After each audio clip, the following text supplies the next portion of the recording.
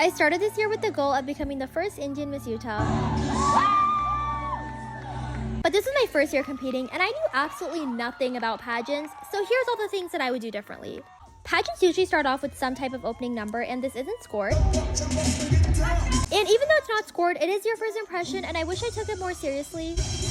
Like for the outfit, we had to wear tweed, and I was just gonna wing it with like a tweed blazer, but once I saw how cute and put together everybody else was, I had to get this outfit really last minute, and it did not fit.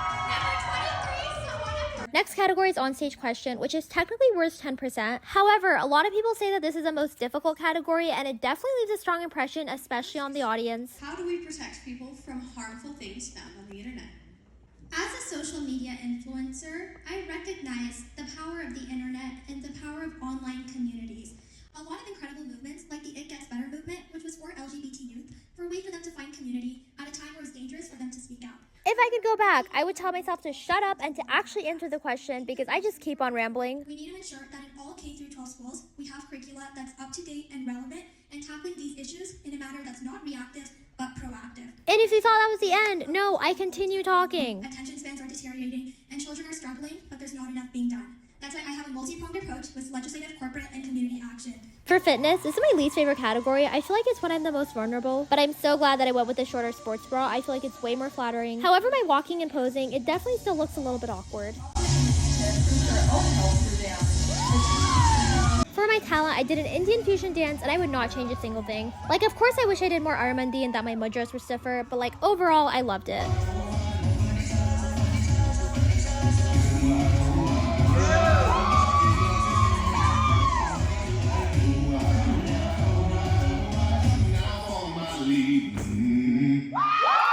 My evening gown, I love this dress. I've never felt more beautiful.